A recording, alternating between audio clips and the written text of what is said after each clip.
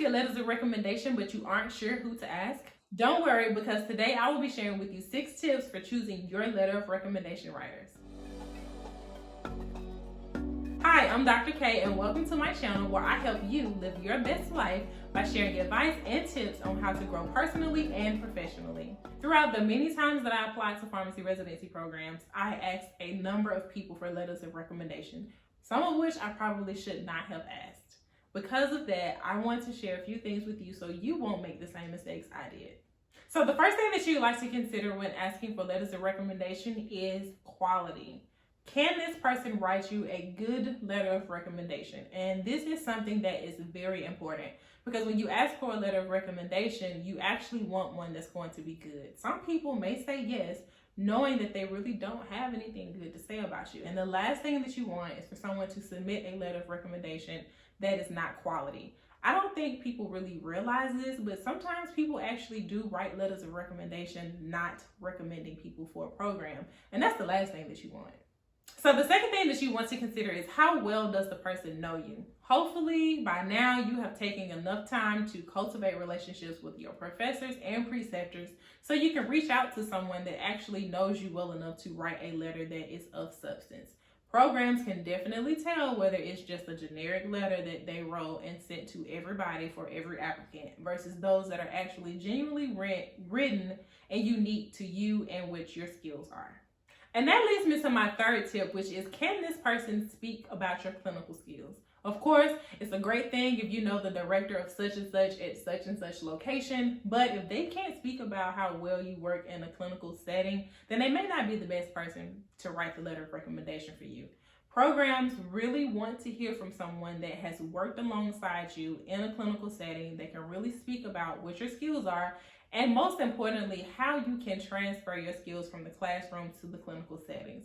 Because one of the most challenging things for most, especially recent graduates, is that transition from being in the classroom and learning everything by the book and being in the real world. So when it comes to someone that can speak about your clinical skills, you really want to choose someone that can honestly do so and speak about your strengths, weaknesses, and where you have improved throughout your journey. The fourth thing that you like to consider is, can this person speak about your work ethic? If you currently work a job, it's very important that you consider asking someone that has been a supervisor or has worked in a managerial role. The key here is to ask someone that can speak about what it's like to manage you in a work setting, your reliability, accountability, and just overall how you function as a team member. So the fifth thing that I'd like for you to consider is this person capable of writing you a letter of recommendation? When I say capable, I really do mean, is this person able to clearly articulate their thoughts in writing so that you have a quality letter of recommendation? Aside from that, are they organized enough to actually get the letter of recommendation in on time?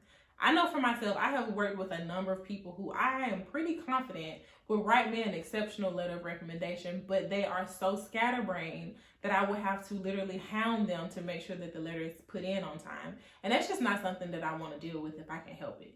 So when it comes to the application process, your application is not complete until they have received all components. That includes your letters of recommendation. So the last thing that you want is to not be able to get invited to interviews because your reference writers did not get your letters in on time.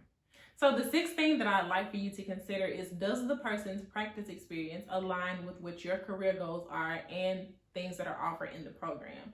So for example, if you are submitting to a PGY1 and you have an interest in infectious disease and this program has a PGY2 in infectious disease, it might be a good idea to ask someone who has been a preceptor or mentor in that field if you can.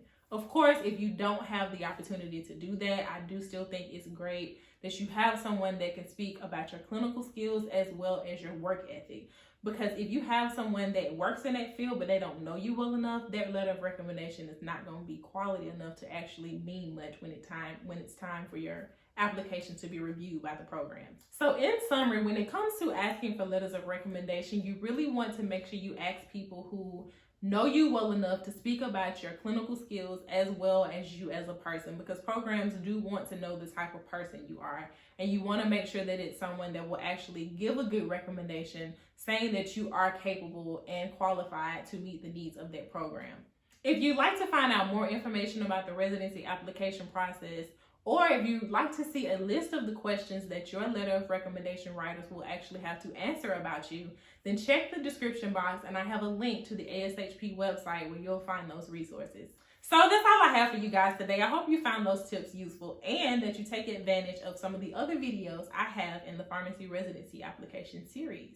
If you liked today's video, make sure you give it a thumbs up and share with someone else that may find these tips useful. Also, subscribe to the YouTube channel and hit the notification bell so you won't miss out when I upload videos. And until next time, peace.